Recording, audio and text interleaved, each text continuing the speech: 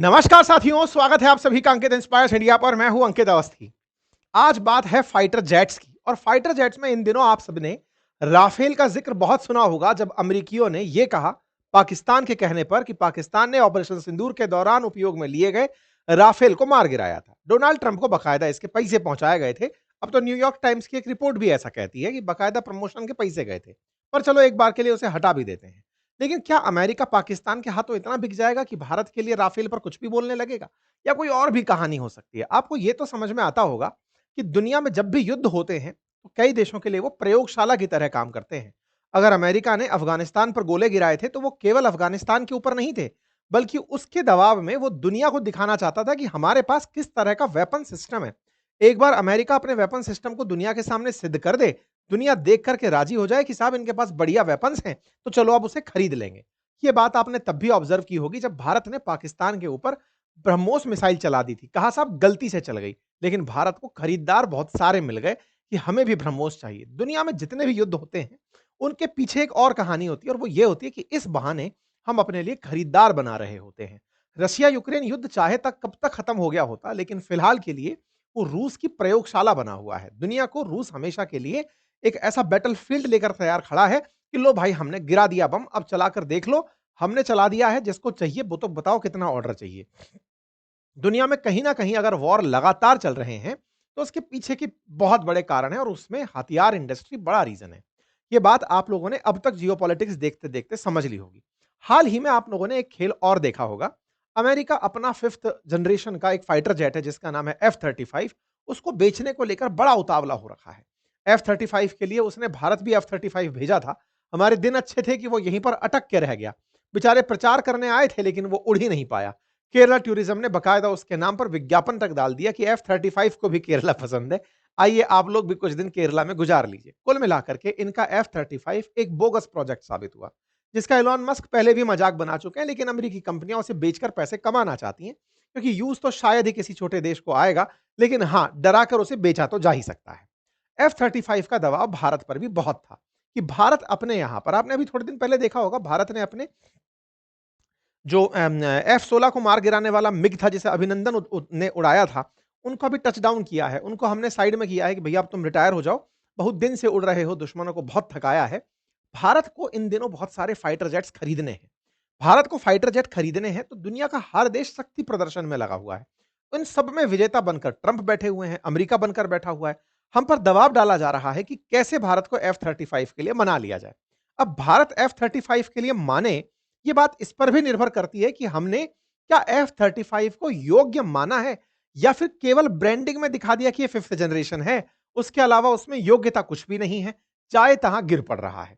आज का सेशन बड़ा रोचक है। रोचक इसलिए है क्योंकि आज चर्चा कर रहे हैं हम राफेल की, जिसे कहा जाता है 4.5 जनरेशन का, यानी 5th जनरेशन से 0.5 नीचे रह गया। यानी कि ये वो फाइटर जेट है जिसने अभी भारत में रहते हुए पाकिस्तान को ऑपरेशन सिंदूर में बढ़िया कारनामे करके दिखाए। जानने योग्य बात यह है साथियों कि हमने बॉर्डर तक क्रॉस नहीं किया, हम बॉर्डर के इस पार खड़े रह करके पाकिस्तान के अंदर सैकड़ों किलोमीटर दूर के निशानों को हमने नेस्तनाबूद कर दिया।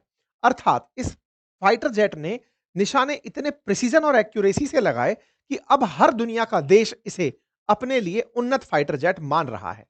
भारत ने राफेल का नाम ऐसे ही नहीं लिया। भारत के राफेल से अमेरिका ऐसे ही नहीं चिढ़ा।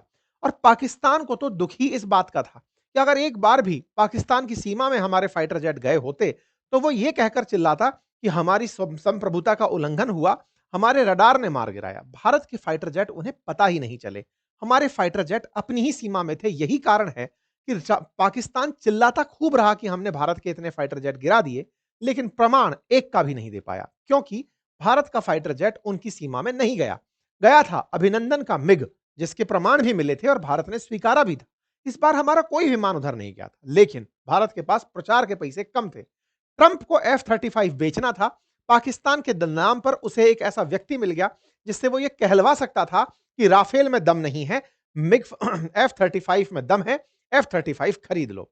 साथियों, राफेल है फ्रांस का, और भारत और फ्रांस की मित्रता बहुत आगे है। आप ऐसे समझिए कि जिस तरह से अमेरिका और पाकिस्तान इन दिनों एक हो रखे थे कि हम F-35 बेचकर रहेंगे, जितना राफेल के नाम पर भारत को ट्रोल किया जा रहा था, उससे कहीं ज्यादा चिढ़ रहा था फ्रांस।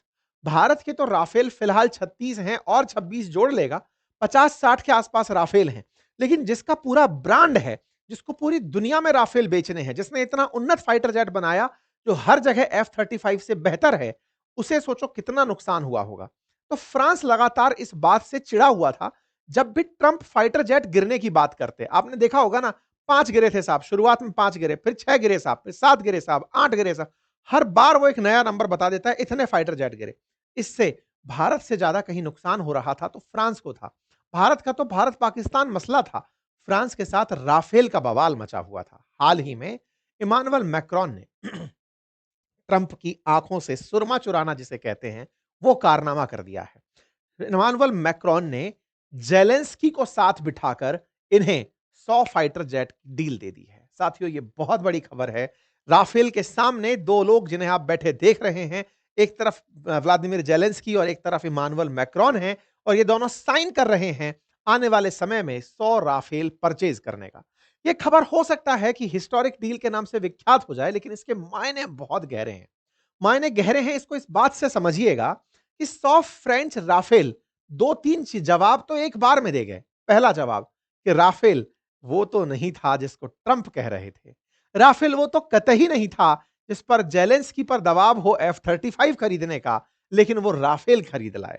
इसका मतलब कुछ तो राफेल में ऐसा जरूर था, क्योंकि इमानुएल मैक्रोन ये बताने में कामयाब हुए कि देखो, इंडिया ने अपने सीमा में रहते हुए पाकिस्तान के इतने किलोमीटर अंदर गोला चला दिया हमारे राफेल से। एग्जैक्टली, यूक्रेन भी तो यही चाहता है, अपने क्षेत्र में रहते हुए ऐसा विमान से मिसाइल दागे कि वो रूस के अंदर गहराई तक जाकर गिरे। इन्होंने 100 राफेल के लिए फ्रांस से डील कर ली है। मायने गहरे हैं साथियों। डोनाल्ड ट्रंप के तमाम प्रयास फेल हो गए हैं, इमानुएल मैक्रोन कामयाब हो गए हैं। और मैं आपको बता दूं, लास्ट जब से भारत पाकिस्तान का मसला चल रहा है, मैक्रोन तब से ट्रंप के साथ उखड़े हुए हैं, और वो मैक्रोन को जहां तहां छेड़ने निकल पड़ते हैं। आपको ऑपरेशन सिंदूर तो याद होगा, जब पाकिस्तानियों ने भर भर के फेक न्यूज चलाई थी कि इतने राफेल गिरा दिए, ये खुद निकल कर आए भारत के इतने फाइटर जेट गिरा दिए।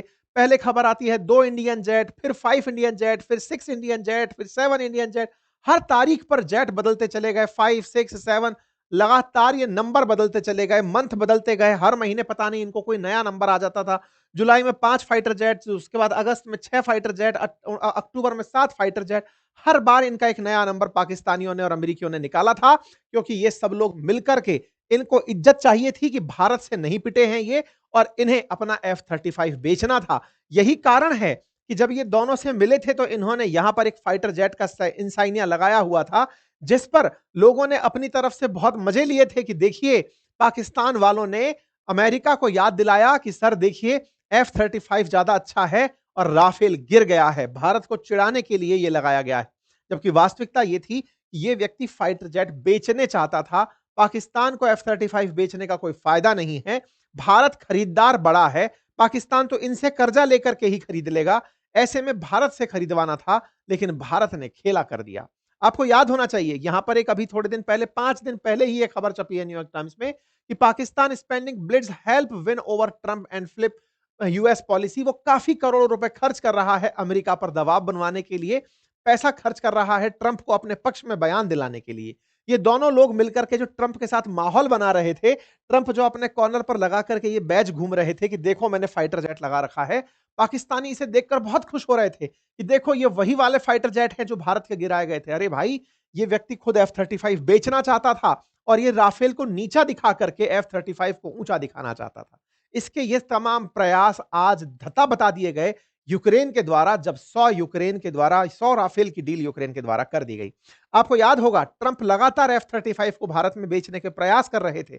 ऐसे में भारत डेमो देने एक F-35 आया था, लेकिन अटक कर रह गया था। F-35B था, जिसका केरला टूरिज्म ने बहुत मजाक बनाया था। और तो और पिछले कुछ महीनों में F-35 के गिरने के वीडियोस बहुत वायरल हो रहे हैं। ये नीचे गिर रहा है और वहीं ब्लास्ट हो जा रहा है। F-35 का ये जो आप देख रहे हैं, जुलाई 31 का एक वीडियो है, 1 अगस्त को वायरल हुआ, जिसमें टच डाउन करते हुए ब्लास्ट कर जाता है। F-35 एक फेल फाइटर जेट सिद्ध हुआ, 5th जनरेशन का कहने के बावजूद वो कुछ नहीं कर पाया, और राफेल अपने आप को सिद्ध करता रह गया। हालांकि सऊदी अरब को इसने अपनी तरफ से F-35 चिपकाने की सोची है। सऊदी अरब को ये F-35 बेच रहा है, ये ताजा खबर का अपडेट है। लेकिन कहीं ना कहीं इमानुएल मैक्रोन उसे भी इनकार करा देंगे। पूछिए क्यों? क्योंकि जवाब है क्योंकि ये उसके पड़ोसी यूएई को पहले ही राफेल बेच चुके हैं और आने वाले समय में सऊदी को भी याद दिलाएंगे कि ये काम का नहीं है, ये टच होते ही फट जाता है। मैं आपको याद दिला दूं साथियों, मैक्रोन बहुत ज्यादा चिढ़े थे ट्रंप के इस मजाकिया रवैये से।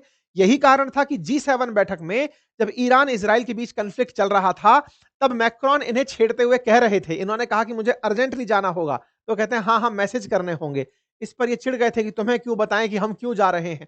एक बड़ा मतलब ऐसा वाकया हुआ था जो कि इंटरनेशनल मीडिया में आया था, आपस में ये लोग झगड़ लिए थे। कुल मिलाकर के मैक्रोन ट्रंप से इतना चिढ़े कि अंतरराष्ट्रीय रूप से उनका साथ छोड़ने का निर्णय लिया।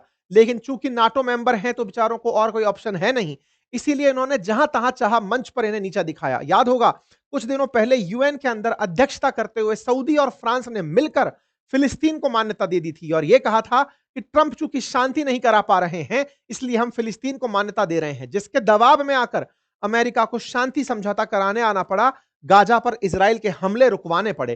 तो फ्रांस ने इनकी नाक में दम कर रखा था। कारण इसका केवल राफेल था, क्योंकि आए दिन ये राफेल राफेल करते थे और मैक्रोन ने इसी राफेल को दबाने के लिए, मैक्रोन ने इसी राफेल को चमकाने के लिए आज क्या किया है कि ट्रंप के सहयोगी जेलेंस्की को 100 राफेल टिका दिए हैं कि लो भैया ले जाओ। और मैं आपको बताता हूं, इंडोनेशिया ये वही देश है जो कि उस समय पाकिस्तान के साथ मिलकर के गाजा में फोर्स भेजने के लिए तैयार हो रहा था, वो भी अब राफेल लेने के लिए तैयार हो गया है। इसका मतलब साथियों एक बात तो समझने योग्य है और वो ये है कि राफेल की पब्लिसिटी खराब की गई थी, जानबूझकर स्ट्रैंड था।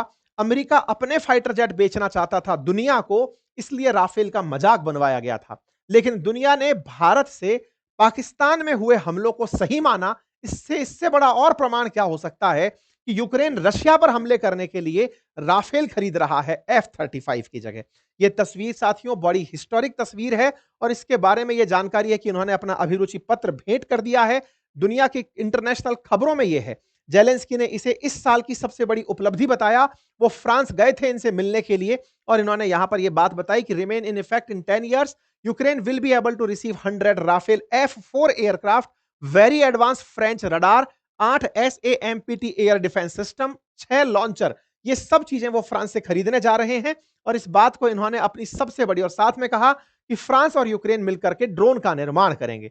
One of the most productive visit this year के रूप में फ्रांस की विजिट को इन्होंने कंसीडर किया, जिसमें 100 राफेल एयरक्राफ्ट खरीदने की बात कही गई है। देखिए, ये राफेल खरीद लेंगे तो नुकसान रूस का होगा, रूस हमारा मित्र है, लेकिन उससे ज्यादा हमारे रूस के बारे में हमको पता है कि रूस को पता है निपटना कैसे है।